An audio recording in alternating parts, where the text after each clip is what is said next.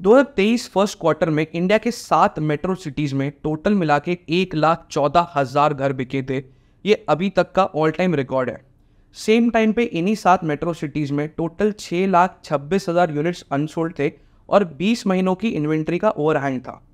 इतनी सारी इन्वेंट्री होने के बावजूद कंटिन्यूसली प्राइस बढ़ रहे हैं, तो ऐसा हो क्यों रहा है?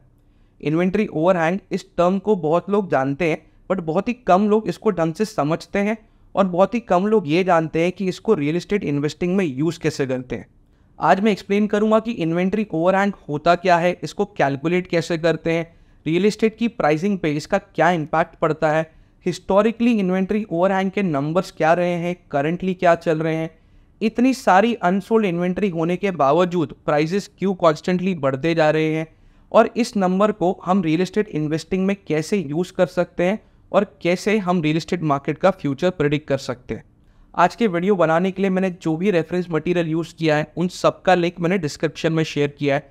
अगर आप इसके बारे में और जानना चाहते हो तो आप उन लिंक्स को रेफर कर सकते हो। तो शुरू करते हैं आज का video. Inventory overhang is the gap between the supply and demand of property. अब फॉर एग्जांपल एक सिटी में 2 लाख घर अवेलेबल हैं बेचने के लिए, तो ये हो गई वहाँ की सप्लाई। अब उसी सिटी में लास्ट ईयर 1 साल के अंदर 1 लाख घर बिके थे, तो बेसिकली वहाँ पे 1 साल की डिमांड है 1 लाख यूनिट्स की। अब अज्यूमिंग कि इस सिटी में आगे और कोई भी घर नहीं बनने वाला है, तो ये पूरे 2 लाख घर बेचने के लिए मुझे 2 साल का टाइम चाहिए होगा। तो बेसिकली मेरा इन्वेंट्री ओवरहैंग हो गया 2 ईयर्स का, मतलब 24 मंथ्स, क्योंकि हम इन्वेंट्री ओवरहैंग को हमेशा मंथ्स में ही कैलकुलेट करते हैं। अब इन रियलिटी ये कैलकुलेशन इतना सिंपल नहीं होगा, क्योंकि हर साल कुछ नए घर बनेंगे, कुछ बिकेंगे और कुछ घर अनसोल्ड रह जाएंगे जो हमारे इन्वेंट्री ओवरहैंग में कंसिडर होंगे। अब इन्वेंट्री ओवरहैंग कैलकुलेट करने के टाइम पे हम सिर्फ नए घरों को कंसिडर करेंगे, चाहे वो रेडी हो या वो अंडर कंस्ट्रक्शन हो। अब इसमें कोई नया फ्रेश लॉन्च भी हुआ है, मतलब वो टोटली ग्रीन फील्ड है, तो उसको भी हम नई सप्लाई में काउंट करेंगे और इन्वेंट्री ओवरहैंग में कंसिडर करेंगे। हम सिर्फ रीसेल के घर को इन्वेंट्री ओवरहैंग में कंसिडर नहीं करेंगे। अभी इन्वेंट्री ओवरहैंग का प्रॉपर्टी के प्राइस पे क्या इम्पैक्ट आता है? अगर इन्वेंट्री ओवरहैंग का नंबर बहुत बड़ा है, मतलब लेट्स से 30 मंथ्स 40 मंथ्स, तो इसका मतलब ये है कि मार्केट में सप्लाई बहुत ज़्यादा है और डिमांड कम है। अगर सप्लाई ज़्यादा है तो बिल्डर्स के बीच में कॉम्पिटिशन होगा टू सेल देयर यूनिट्स। अगर कॉम्पिटिशन ज़्यादा होगा तो वो अपने कॉम्पिटिटिव प्राइजेस रखेंगे। प्राइजेस कम बढ़ेगा या नहीं बढ़ेगा, बिल्डर्स साथ में ही काफ़ी सारे ऑफर्स, डिस्काउंट्स और फ्रीबीज भी देंगे। लेकिन अगर इन्वेंट्री ओवरहैंग का नंबर कम है, मतलब लेट्स से 10 महीने या 12 महीने, इसका मतलब ये है कि मार्केट में डिमांड बहुत ज़्यादा है, मतलब हर इंसान एक घर खरीदना चाहता है और इस सिचुएशन का बिल्डर फ़ायदा उठाने की कोशिश करेंगे और अपने प्राइजेस बढ़ाते जाएंगे। अब एक बार देखते हैं कि हिस्टोरिकली इंडिया में इन्वेंट्री ओवरहैंग के नंबर्स क्या रहे हैं और करंटली क्या चल रहे हैं। इंडिया के 7 मेट्रो सिटीज़ में Delhi NCR, Mumbai MMR, Pune, Bangalore, Hyderabad, Chennai and Kolkata, in 7 cities में मिला के टोटल 2014 में 7,15,000 रेजिडेंशियल यूनिट्स अनसोल्ड थे, जो उस टाइम तक का सबसे बड़ा नंबर था, और टोटल 33 मंथ्स का इन्वेंट्री ओवरहैंग था, जिसमें दिल्ली एनसीआर का इन्वेंट्री ओवरहैंग सबसे बड़ा था 48 मंथ्स का, मतलब 4 सालों का। इतनी सारी अनसोल्ड इन्वेंट्री का रिजल्ट ये हुआ कि 2015 में न्यू लॉन्चेस कम हो गए। 2015 में in comparison to 2014 22% new launches कम हुए थे, और इसके बाद में रियल एस्टेट मार्केट एक स्लो डाउन में चलेगी, जहाँ पे न्यू लॉन्चेस और डिमांड दोनों ही कम हो गए और प्राइस स्टैग्नेंट हो गया। मार्च 2018 में inventory overhang of 7 metro cities combined was at 42 months. Inventory unsold was at 7,13,000 units. Delhi NCR का इन्वेंट्री ओवरहैंग था 66 मंथ्स का और मुंबई का था 55 मंथ्स का। मार्च 2020 में ये अपने पीक पे था और कंबाइंड इन्वेंट्री ओवरहैंग था 55 मंथ्स का, और दिल्ली एनसीआर का था एट शॉकिंग 88 मंथ्स। इन मार्च 2023 कंबाइंड इन्वेंट्री ओवरहैंग आ गया सिर्फ 20 महीनों पे, लेकिन अनसोल्ड इन्वेंट्री अभी भी थी 6,26,000 यूनिट्स पे। एनसीआर का इन्वेंट्री ओवरहैंग है 23 मंथ्स और मुंबई का था 21 महीनों पे।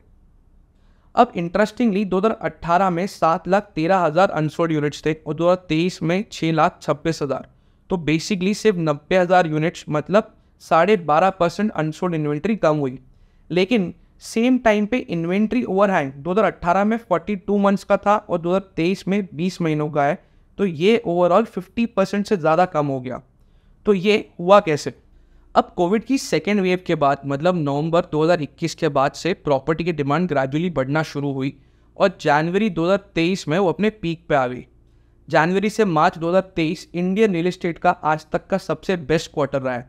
इस एक क्वार्टर में इंडिया के 7 मेट्रो सिटीज़ कंबाइन करके टोटल 1,14,000 रेजिडेंशियल यूनिट्स बेचे गए थे, जो अभी तक का सबसे हाईएस्ट नंबर है एक क्वार्टर में। ये डिमांड उस क्वार्टर की सप्लाई से भी ज़्यादा थी। जनवरी से मार्च 2023 में टोटल 1,10,000 नए यूनिट लॉन्च हुए थे और 1,14,000 सोल्ड हुए थे, और इसी वजह से इन्वेंट्री ओवरहैंग का नंबर कम हुआ क्योंकि डिमांड एक्सेप्शनली बढ़ गई। और क्योंकि इन्वेंट्री ओवरहैंग कैलकुलेट होती है on the basis of current demand. अब इंपॉर्टेंट क्वेश्चन ये है कि एक तरफ तो डिमांड बढ़ रही है, लेकिन दूसरी तरफ 6 लाख प्लस अनसोल्ड इन्वेंट्री अभी भी पड़ी है। तो इतनी सारी अनसोल्ड इन्वेंट्री होने के बावजूद इतना ज़्यादा प्राइस इंक्रीज क्यों हो रहा है? इसके 3 ब्रॉड रीजंस हैं। सबसे पहला रीज़न है मार्केट सेंटीमेंट। अब 18 से 24 महीने का इन्वेंट्री ओवरहैंग रियल एस्टेट में बहुत ही हेल्दी माना जाता है। बिल्डर्स ऑलरेडी मार्केट को लेके बहुत ही बुलिश हैं और इसका प्रूफ है करंट डिमांड एंड सेल्स। अब बिल्डर्स तब तक मार्केट टेस्ट करते रहेंगे, अपना प्राइस बढ़ाते रहेंगे जब तक लोग इस प्राइस पॉइंट पे खरीदने को तैयार है। एक सर्टेन प्राइस पॉइंट पहुंचने के बाद में डिमांड अपने आप कम होना शुरू हो जाएगी और इन्वेंट्री ओवरहैंग अपने आप बढ़ जाएगा, और ये इंडिकेशन होगा बिल्डर्स के लिए कि अब प्राइस और नहीं बढ़ाया जा सकता, और फिर मार्केट कुछ समय के लिए स्टैग्नेट हो जाती है और फिर अपने आप ही ग्रेजुअली ग्रो करना शुरू हो जाती है। लेकिन अगर इस ड्यूरेशन के बीच में अगर ओवर सप्लाई हो गई, सप्लाई अचानक से बढ़ गया, तो फिर प्रॉपर्टी प्राइसेस कुछ टाइम के लिए क्रैश भी हो सकते हैं। सेकेंड, ये इन्वेंट्री ओवरहैंग उतना बड़ा है नहीं जितना हमको लगता है, बिकॉज इसमें स्टक प्रोजेक्ट्स के अनसोल्ड इन्वेंट्री भी काउंट होती है। अब फॉर एग्जांपल दिल्ली एनसीआर में 2023 मार्च में 1,19,000 अनसोल्ड इन्वेंट्री है, बट इसमें स्टक प्रोजेक्ट की अनसोल्ड इन्वेंट्री भी काउंट होती है, जो एक रफ एस्टीमेट से दिल्ली एनसीआर में 5 से 10% होगी। मतलब एक अराउंड रफली 5 से 10,000 के बीच में अनसोल्ड इन्वेंट्री पड़ी होगी जो इसमें कैलकुलेटेड है। तो इन रियलिटी ये इन्वेंट्री ओवरहैंग का नंबर इतना बड़ा है नहीं जितना हमको दिखता है। Finally we have to take all these numbers with a pinch of salt. हर मेट्रो सिटी में कुछ ना कुछ ऐसी लोकेलिटीज़ हैं जो अभी भी डेवलपिंग स्टेज पे हैं, और वहाँ पे उनको फुल्ली डेवलप होने में कम से कम और 5 से 6 साल लगेंगे। अब ऐसी लोकेशंस पे डिमांड भी स्लो है और सेल्स भी स्लो हो रही हैं। प्लस लेकिन कुछ ऐसी लोकेशंस भी हैं जो फुल्ली डेवलप हो चुकी हैं, या फिर ऐसी लोकेशंस है जहाँ पे कुछ इंफ्रास्ट्रक्चर प्रोजेक्ट्स अभी कंप्लीट होने वाले हैं, और एक बार वो कंप्लीट हो गए तो ये लोकेशंस काफ़ी हद तक डेवलप हो जाएंगी। तो ऐसी लोकेशंस की डिमांड ऑलरेडी बहुत ज़्यादा है, प्लस वहाँ पे इन्वेंट्री ऑलरेडी बहुत कम है। प्लस 2015 के बाद में जब काफ़ी सारे बिल्डर्स फ्रॉड में पकड़े गए और पोजीशन डिले हो गए, तो एक होम बायर्स का नेचुरल अप्रोच हो गई कि हम सिर्फ ए ग्रेड डेवलपर्स का ही प्रोजेक्ट प्रेफर करेंगे। अब ए ग्रेड डेवलपर के प्रोजेक्ट्स ये सारी डेवलप लोकेशन पे या फास्ट लिस्ट डेवलपिंग लोकेशंस पे ऑलरेडी कम है, और वहाँ पे इनकी डिमांड बहुत ज़्यादा है, और इसी वजह से इनके प्राइसेस कंटिन्यूसली बढ़ते जा रहे हैं। तो अगर मैं डेवलप या फास्ट पेस डेवलपिंग लोकेशन को और ए ग्रेड डेवलपर्स को कंसिडर करूँगा तो ये इन्वेंट्री ओवरहैंग का नंबर सिर्फ बड़ा दिखता है, बट इन रियलिटी ये है नहीं। टू समराइज, इन्वेंट्री ओवरहैंग का नंबर हमको ये आइडिया देता है कि ये बायर्स मार्केट है या फिर एक ये सेलर्स मार्केट है। प्लस इस नंबर को हमको माइक्रो मार्केट वाइज एनालाइज करना चाहिए, क्योंकि हर माइक्रो मार्केट का इन्वेंट्री ओवरहैंग अलग होगा और उसका प्राइस पे इम्पैक्ट भी अलग होगा। लेकिन इन्वेंट्री ओवरहैंग को समझने से हम मार्केट को थोड़ा सा बेटर प्रिडिक्ट कर पाएंगे। As of right now real estate is largely a sellers market. अभी तक का डेटा पॉइंट देख के ये लगता है कि एक डेवलप लोकेशन पे या फिर एक फास्ट पेस्ड डेवलपिंग लोकेशंस पे ए ग्रेड डेवलपर के प्रोजेक्ट्स की डिमांड बहुत ज़्यादा है, और क्योंकि इन डेवलपर्स के प्रोजेक्ट्स लिमिटेड है और डिमांड ज़्यादा है तो ये अपने प्राइजेस बढ़ाते जा रहे हैं। अब एक बार टॉप डेवलपर्स अपने प्राइस बढ़ाते हैं तो उसको देखा देखी बाकी डेवलपर्स भी अपना प्राइस बढ़ा देते हैं। तो ये प्राइस बढ़ता रहेगा जब तक डिमांड कम नहीं हो जाती या फिर मार्केट में सप्लाई बढ़ नहीं जाती। लेकिन अगर बिल्डर्स ने अपनी सप्लाई रिस्ट्रिक्टेड रखी तो ये प्राइस का मोमेंटम बना रहेगा। लेकिन यूजुअली रियल एस्टेट में ऐसा होता नहीं है, क्योंकि सबसे पहले डिमांड बढ़ती है तो प्राइस बढ़ता है, और फिर उस डिमांड को फुलफिल करने के लिए बहुत सारे बिल्डर्स काफ़ी सारे प्रोजेक्ट्स लॉन्च करते हैं, और इवेंचुअली मार्केट में फिर से ओवर सप्लाई हो जाता है और प्राइजेस स्टैग्नेंट हो जाते हैं।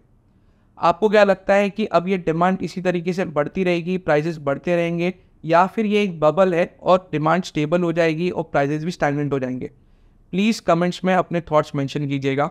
अगर आपको आज का वीडियो अच्छा लगा है तो प्लीज़ इसे लाइक कीजिए, अपने फ्रेंड्स, फैमिली, कलीग के साथ में शेयर कीजिए।